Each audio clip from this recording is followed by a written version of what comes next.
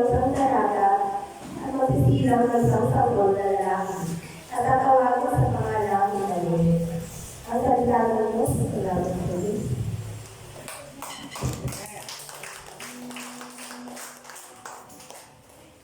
Amen. Masaya ba kayo? Tayo ay mag-aawitan. Panginoon, bilang tayo aawit ay sasamba. Kailangan yung pinaawit natin ay nagiging totoo na nanggagaling sa puso natin. Amen. Hallelujah, Lord. Salamat sa umaga nito. Nawiting ito, Panginoon, pangusap ka sa amin. Tunay nga, Lord, na wala kami pwede itago sa iyo. Alam mo, ang aming isip, alam mo ang aming mga nararamdaman. Maging yung aming mga ginagawa at sinasabi, Panginoon, ay nalalaman mo. Wala kami pwede itago sa iyo.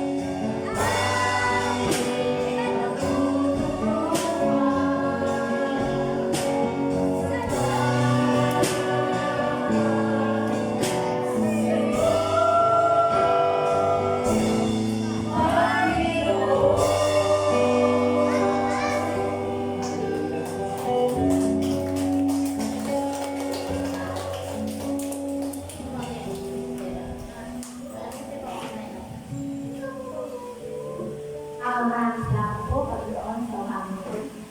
Tunay nga, Panginoon, at nakakabuti mo sa buhay ng bawat sa Panginoon. Lord, ang aming gagawin, Panginoon, ay para sa iyo. Ikaw ay aming po pamahalaan, itataas at luluwan ng iil sa lugar ng Panginoon. Lord, lahat ng mga kapatiran, wala pa dito, gabayan mo sila, Panginoon, ingatan sa pangalaman ng ligtas, sa iyo ba ang sambahan, Panginoon? Lord, lahat ng kakayo dito sa iyong harapan, sa pagtitulog, Panginoon, sa iyo po silang gabayan at pagpalain, Panginoon. Ibigay mo sa pagsuroy sa anak ko, pagpupuri at umawit sa iyo, Panginoon. Upang sa ganun, Panginoon, lahat ng aming malapit, nasasabihin ng mga awit, Panginoon, ay maging kalugod sa harapan mo, Panginoon. Ganun ito ay gagawin, Panginoon, gabayan mo sa anak ko, Panginoon. Ibigay mo po ang kanyang mga kamay, Panginoon, sa pagtitin ng mga gitara, Panginoon, ay wala kaming katerya. At ganun po, kamakmak na siya magka-drums, Panginoon. Ingatan mo po ang bawat Panginoon. Ibubar mo ang gilong na nalulog. At ang maging mensahe sa lugar dito, Panginoon, sa pagtitin ng Panginoon. Ingatan mo po sa Tora, ibigyan mo po siya ng kanal na mula sa iyo, Panginoon. Lord, lahat mga kapatiran na wala pa dito, Panginoon. Ingatan mo po sila, Panginoon. At magsama-sama kami magpuri sa iyo, Panginoon, sa araw na ito. Kaya tunay nga, Panginoon, na pinasalamatan ka namin. At lahat ng gawa ng kaaway, Panginoon, ay aming sinasaway. Sa sulok ng bawat church ng Panginoon, sa sulok ng Panginoon. Ingatan mo ang bawat sa hindi siya makagawa ng kanyang kapela, Panginoon. Hindi siya makakabala. Hindi siya makakagulo, Panginoon. In the name of Jesus, sa pangalan ng Panginoon Jesus, wala siyang magagawa. Ito ay pinideclare namin sa umagang nito, Panginoon. Ikaw lang ang Panginoon ang itaas sa lugar nito. Ikaw lang ang Panginoon ang magkaroon sa lugar nito. Lahat ng aming gagawin, Panginoon, ay para sa iyo.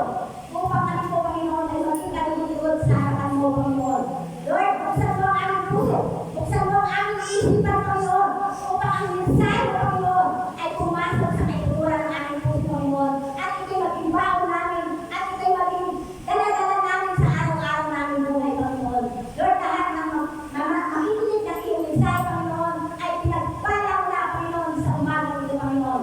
Kaya tunay na sa iyo lamang natin, pinabalik o binibigay ang pagpuli at pasasalamat at ang parangal sa lugar na ito, Panginoon. Sa iyo, Panginoon, sa iyo katakaan sa pangalan ng Panginoon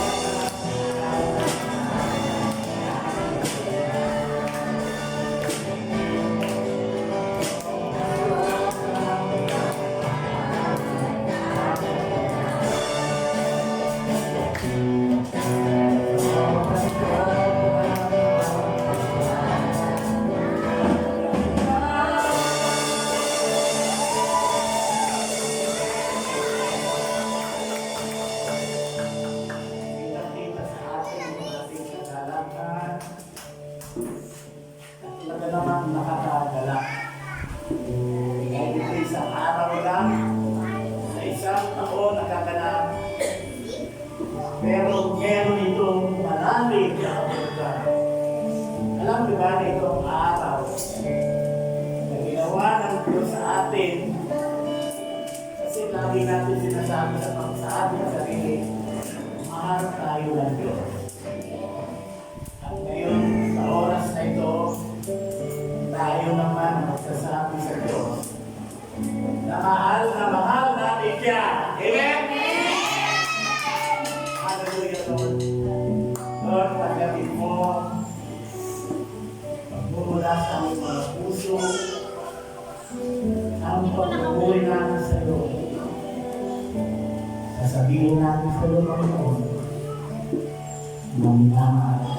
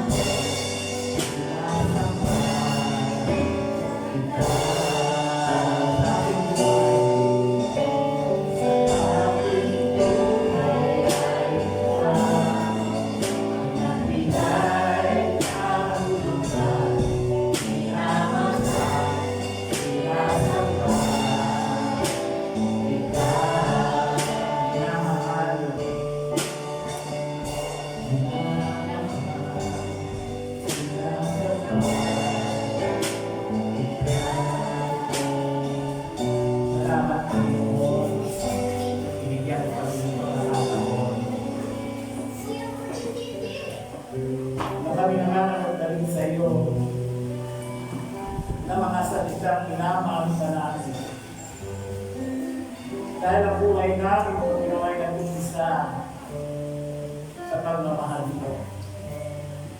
Bagamat kami makasalanay, pinili mo kami, tinawag mo kami, kahit kami hindi kaibig-ibig, Panginoon, hindi lahat ng kami, sabi ng iyong salita, na minamahal ka namin dahil ikaw na Diyos, ang unang nagmahal sa amin.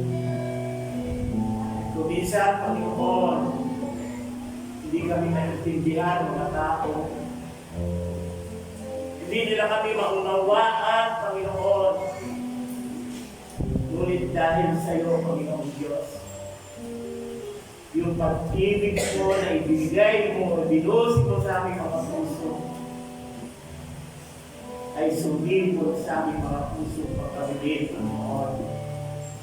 Ay matutong umibig na katulad ng pag-ibig mo, Panginoon. Salamat. Tagapin mo yung aming pagsamba sa iyo, Panginoon. And this time, Lord, we acknowledge your greatness. ikaw yung Diyos na dakila at tapat sa amin. Bagamat minsan kami nagkukulang, minsan di kami nagkakaroon ng panahon sa iyo. Pero ikaw na Diyos, hindi ka nagkulang. Laging available ang panahon mo para sa amin. Napakalaki lang. Hallelujah.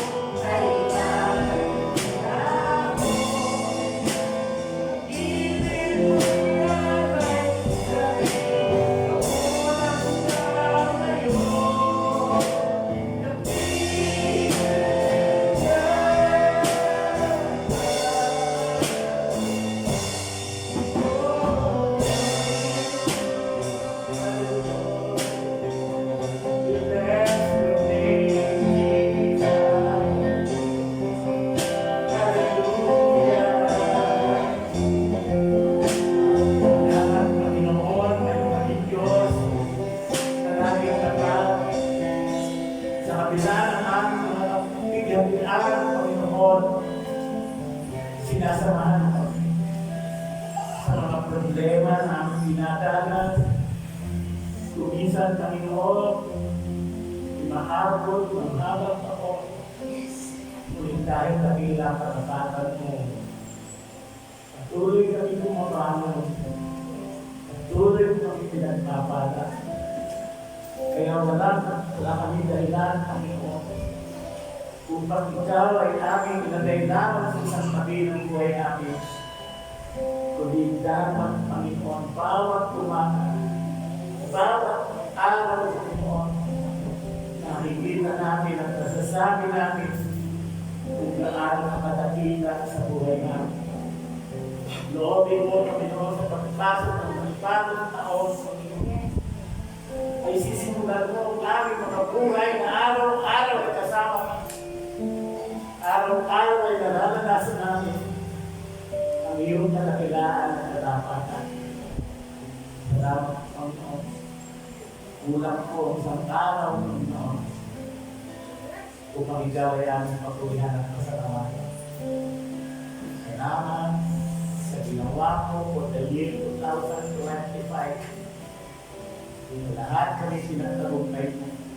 Pagamat kami dumanas na mga sakit, karamdaman, Panginoon. Ngunit dahil sa dakilang katapatan, pinagaling mo kami. The name of Jesus. Meron sa ating Panginoon na napupunpay ng hospital. Nakala namin kung yun walang pag-asa. Pero dahil sa iyong katapatan, meron kami pag-asa at kami yung pinagaling sa pangalan ng Diyos. Salamat, Panginoon. Ulihin ka sa lugar sa aming mga puso sa oras na ito. Sa'yo lamang, Panginoon, ang papuri namin. Sa'yo lamang ang parangal sa pangalan ng Panginoon Jesus. Lahat ay magsabi na, Amen.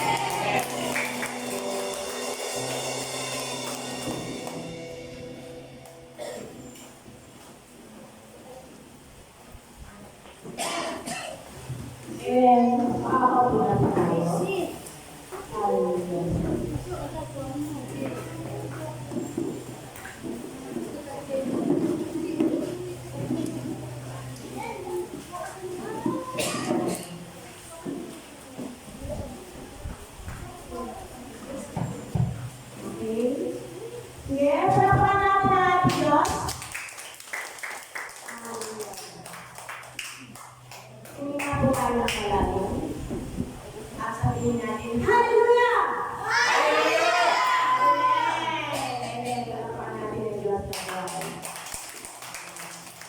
At sa mga oras nito ay ito ay ating nagalakan na makasama natin na ating Panginoon Jesus. Amen.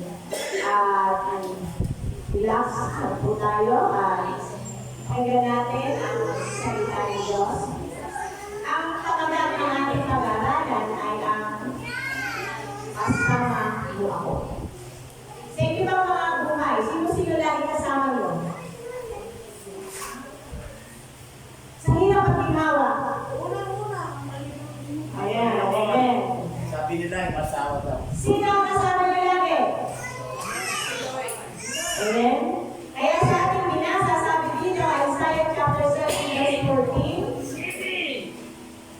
Kaya ang Panginoon nga ang nagbibigay sa inyo ng tanda na ito ay isang dalaga ay maglilihi at manganganak ng isang lalaki at tatawagin ang kanyang pangalan na Immanuel. Ibig sabihin, kasama mo ako. God is with us. Tayo po'y madali ang tinuko at malalangin Panginoon Diyos. Napakabuti ng iyong pag-ibig sa amin na ngayon ay aming dinadakila ang iyong kapanganakan, O God. Ang iyong puntong anak na si Jesus na ngayon ang halos lahat, Panginoon, ng bansa ay tunay na nagagalak dahil ikay dumating sa amin, aming Jesus. Kaya sa mga oras na ito, kami ay nagagalak, ang aming tagapagligtas ay tunay na nagbibigay sa amin ng pag-asa. Sa iyong mga kamay, ang aming puso't isipan ay aming inaalay ang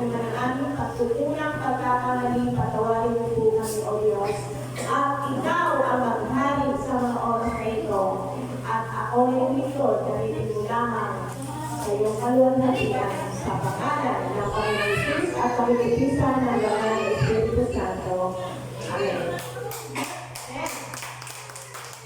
Dito, kasama mo ako. Kapag na kayo ba kayo kasama niyo si Jesus? Wala na.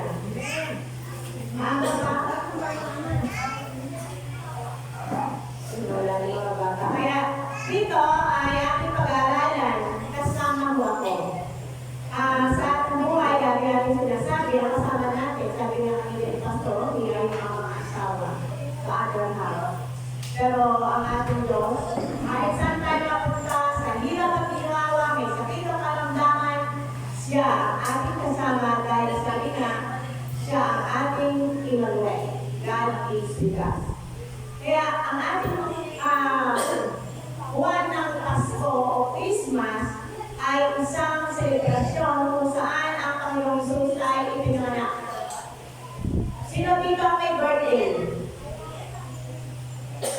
Diba? Lahat tayo may birthday. Lahat tayo ay ipinanganak. Hindi kayo butok sa buhok. Diba? Kaya kung kayo may birthday, si Jesus may birthday din. Hindi man nakalagay kung exact date, no? Kung ito may December 25 o ano pa man, but ang mahalaga, tayo na nakakilala sa Diyos at tagapagkilan at tagasunod ng Panginoong Jesus, siya po ay isinilang. No? At nag-aralan natin ito last Sunday. At ang mga Kristiyano ay naniniwala na si Jesus ay anak ng Diyos. At bilang anak ng Diyos, sabi kanina, siya ay Diyos. Pero bakit siya pinanganak? Pinanganak siya bilang tao. Dahil siya ay tagapamagitan ng tao at ng Diyos. Hindi ka pwede mamagitan kung ikaw lamang ay Diyos. Hindi mo malalaman ang side ng tao. Kaya si Jesus ay ipinanganak sa Bethlehem. Maria, na walang ano parang kumbaga hindi pa sila nagtatag ni Jose. Kaya ang Christmas ay it's all about Jesus. Si Jesus ang bida sa Pasko. Pero sa iba, ang Pasko, sa secular world, sa mga takbo ng mundo, ay PNP. Ano yung PNP? Pasko ng tao dito sa mundo. P, kagandahan ng damit. Kagandahan ng mga Christmas theme. Christmas decoration. No? Diba? Meron natin Christmas ano sa ating Panginoon. Dahil sa Panginoon yan. Kaya, ang akala nila, ang Pasko ay pagandahan ng damit, mga bago ang mga damit. Diba? Kaya sa atin, ay ito lamang ay resulta ng pagpapala nito. P, as in pagandahan ng damit, pabunggahan ng mga decoration, mga bagong damit. Sino dito may bagong damit? Bagong damit. Amen. At yung PNP. Ano yung N? Talagay nyo. National Peace. N ay Noche Buena. Kailangan maraming nagdaan sa lamesa. Inamon o bon. Diba? Ganun pag Pasko. Lalo-lalo na pag New Year. Pero ang Pasko po ay diwa ng Pasko ay yung kapanganakan ng Panginoon na nagbibigay sa ating ng pagpapala. Kaya yung letter P naman ay paramihan ng regalo. PNP nga. Diba? Pagandahan ng kami, sapato, pabunggahan ng Christmas decoration, pagkain ng Chubena, at paramihan ng regalo. Last year, sino maraming regalo? Noong Pasko. Yung sa taong dami ng regalo. Sa mga kamag-anak. Pero ngayon, ayan, mga regalo. Diba? Kaya, lalo na mga bata, ay pagdating ng Pasko, may mga bagyan. Kasi ang sabi nila, Pasko daw ay para lamang sa mga bata. At sa mga bata, isip. Amen. Pero ang tunay na Pasko, ang tunay na Christmas, kaya nga Christmas, without Christ, there is no Christmas. Kung hindi pinanganak si Jesus, ano kaya mangyayari?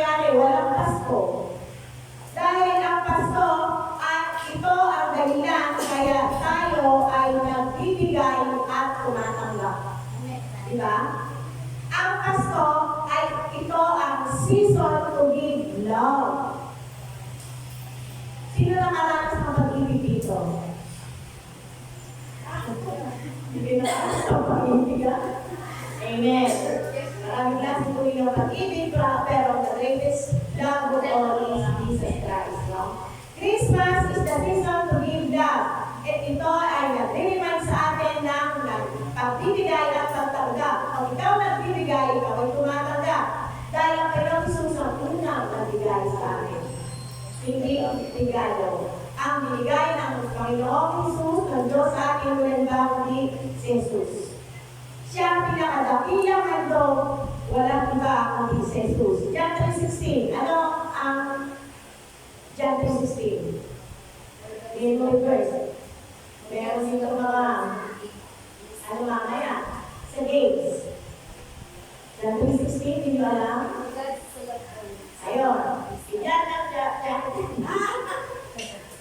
Amen. Kaya dito, ang Christmas ay season to give love.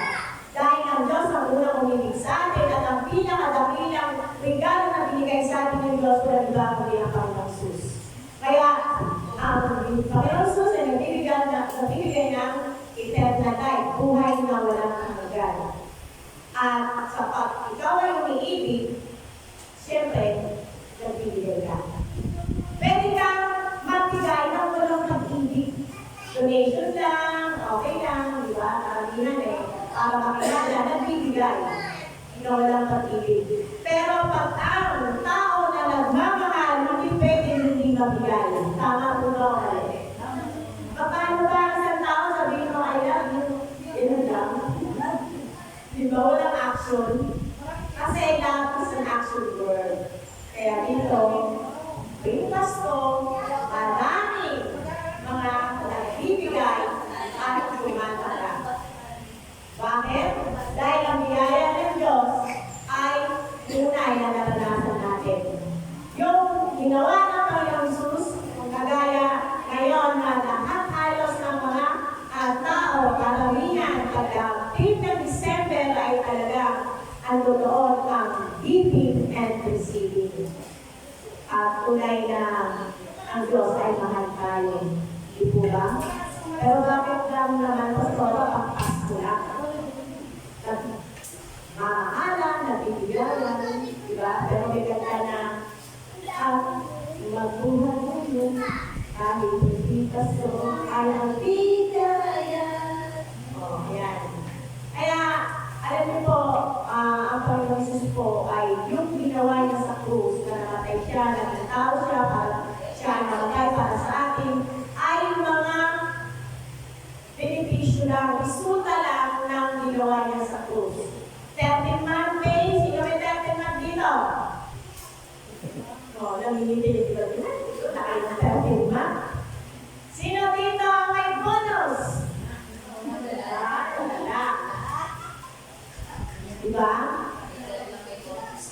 Alam niyo, benepisyo lang yan, resulta lang yan ng ating ginawa ng Panginoong Jesus. No? Ang daming pagpapalang pagdating ng Pasko din, birthday ni Jesus. Kaya na ang Pasko, ang Christmas ay ang season ng pagbibigay. Kaya yun, hindi pwedeng magbigay na hindi pwedeng magmahal ng hindi ka nagbibigay. Kaya tayo naman tayo ng Diyos, kaya siya unang nagbigay, tayo naman ngayon ay nag-share din ang ating mga blessing. Kaya sabi sa John 10 verse 10, ang Panginoong Jesus ay pumunta dito sa lupa para tayo ay bigyan ng isang buhay na masagana. Sino ba din isang beses na kumakain sa araw? O ngayon, isa na apat pa, di ba? Kaya andun po ay napakabuti. Yung naman nangyayari sa inyo ngayon, mga benefits ninyo ngayon ay galing yan sa mga resulta ng pag-ibig ng Diyos. At number 2, Christmas is the season of bonding. Diba pag Pasko, may mga reunion, diba? Family reunion. O last Sunday, December 7, meron kaming alumni. No? Reunion. At for almost 45 years, doon sa probinsya kayo ng aking nag-aaral ng high school. nagkita kami kasi meron kami alumni TPSS Manila chapter. At for 4 to 5 years, last December lang, nagkita-kita kami mga classmates. Yung iba hindi ko na makilala dahil mga pitig na buot, naging pumi na, umayat na, diba? Meron na mga edad na, pero ang saya. Kaya ang Christmas is the season of bonding. No? At last year naman, nagkaroon kami ng family reunion, nagbanding kami ng mga kapatid ko, dahil kami magkakapatid na 5 ay nasa Luzon, Visayas at Mindanao. Layo, ano? Kaya nagkatagpo kami 5 for almost 10 years. May sa Visaya, may sa Mindanao, may sa Luzon. At noon, ang Christmas is the season of bonding. Dahil sabi ng Panginoon sa Awit 133 verse 1, napakaligaya at kahangahangan sa ating pagmamasid ang nagkakaisa at laging sama-sama. Walang tao na nabuhay sa kanyang sarili lang. Sino na sanay mabuhay mag-isa? Ayaw ko sana yun eh. Hindi ko lang mag-isama yan. Mamundok na lang ako. Diba? Meron gano'n, diba? Gusto mag-isama. Introvert o extrovert. Yung mga klaseng tao. Gusto maraming kasama. Diba naman, ayaw may kasama. Kaya, alam niyo po, pag-araw talaga ng Pasko, maraming mga reunion. Sino dito may mga family reunion? Wala. Oh, Christmas party. Mga kapitid-tito, di ba nagsasama-sama? Kaya sa pag-araw po ng Christmas, andoon, natutuwa ang ating Diyos dahil tayo lahat ay nagkakaisa, nagsasama-sama. Ngayon, tayo nagsasama-sama sa ating mga blessing. Kaya, hindi mo, ang sarap isipin, mamaya. Sama-sama tayo, makakainan, nagbibigay ng regalo, dahil ang Diyos ay natutuwa at ang tao ay nagkakaroon ng get together. No, nagbabanding. At lalo pang lumalalim ang ating mga relasyon sa bawat isa. Kaya ang Christmas ay ito ang panahon na tayo mga family magsama-sama. Manalangin sa Lord. Diba? Lord, salamat sa blessing mo. Itong Pasko nito. No? Wala kang kaming hamon. Ang hamon namin ay naging bagoong. Tuloy pa rin ang Pasko. Amen po ba?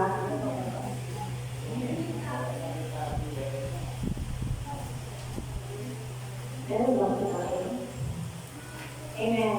Kaya, alam mo po, maging seryoso po tayo sa ating pagkatawag sa ating Panginoon. Dahil ito po ang nangyayari sa mundo ngayon ay napaka-gulo na. Kaya tayo nanonood sa social media, magulo na ang mundo. Kaya dapat tayo ngayon ay sama-sama na magpapalakasan, magpapanalaminan, at tayo ay patuloy na ang Diyos ay nasa ating kalalinan. Kaya ang Christmas is the season to give love. Ang Christmas is the season of bonding. No? Mga reunion, mga together, mga Thanksgiving party ay naroon na nasa natin pagdating ng Pasko. At ang pangatlo, Christmas is the season of forgiveness. Jesus forgives. Sino dito may kaaway, may kasamaan ng loob, may mga hinanakit, may mga tampo. Ang Christmas is the season of forgiveness because Jesus forgave us. Lahat po tayo nagkakamali, lahat po tayo nagkakasala. Kung minsan may nakupin, may nagagalit, may mga tao na minsan din natin alam na meron na pala sa ating sama ng loob. Kaya sabi nga dito, ang Christmas is the season of forgiveness, reconciliation. Ang pagkakasundo direkto na ang mga galit, pinanakit sa mga pamilya, sa asawa, sa anak, anumang relasyon na meron tayo, i-direkto na natin. Dahil hindi ito mas maano sa ating tititip na tayong mga bagahe. Dahil si Jesus, sabi nga ay tinatawag tayo, kagaya na sa ating panalangin na Our Father, di ba? Patawarin niyo po kami, gaya ng pagpapatawad namin sa mga taong nagkasala sa amin. Kaya, tayo po ay magpatawad. At ang sarap na pag ikaw ay walang daladalang sama ng loob sa ating mga puso, ano pa man, meron kang kapayapaan. Amen. Kung nakita ka niya, nakita yan, ang gandaan niya, mabait siya, nagtutulog niya, nabibes sa buhay mo. Pero kung tayo ay kunting bagay lang, ay ating iniisip, nagagalit, natatampo, para tayo walang sibuyas, it is a time now na tayo ngayon ay magkaroon ng pagpapatawad. Dahil ang Diyos, ang Panginoon Jesus, tinatawag tayo dahil siya lahat ang sumalo ng ating mga kasalanan. Kaya sabi dito, kailangan ang ating reconciliation, pagkakasundo at ilegdo na ang mga hinanakit sa manang loob sa pagpapatawad at pagkakasundo natin magkakaroon tayo ng kapayapaan sa ating puso. Amen? Kaya ang Pasko ay araw kung saan napakaraming biyaya, no? Ang biyaya kung saan uulitin ko, Christmas is the season to give love. Christmas is the season of bonding and togetherness. Christmas is the time of forgiveness. Kaya sabi ng Panginoon, ako'y laging nasa iyo. Hindi niya tayo iwan. Iwanan lang tayo ng ating mga mahal sa buhay. Iwanan lang tayo ng sino man. Pero sabi ng Panginoon, never na kayo ay aking iiwanan. Ako ang Emmanuel. God is with us. Amen? Talapakan natin ang ating Panginoon. Kaya, ngayon, Pasko, ating naisip, tayong pamilya, ating mga natin kasama sa bahay, magkaroon tayo ng banding, magpasalamat sa Diyos sa lahat ng biyaya. Dahil pagkatapos ng mga bagay, mga pinagdadaanan, padaanin na lang natin yun. Iiwan na natin yun sa 2025 at sa 2026 ay ating i-welcome ang masagana at mapagpala na buhay at pag-asa sa atin na ang ating Panginoong Diyos ay kasama natin. Amen? Amen. Palapakan natin natin sa buhay.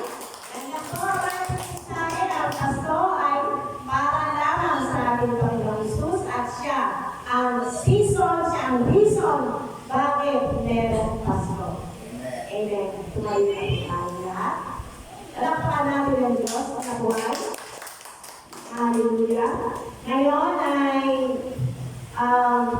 i-relax natin ating mga sarili at tayo po ay magkaroon ng kagalakan na ang Panginoong Jesus ay isinilang sa mundo ito at siya ngayon ay malapit na rin bumalik. Amen.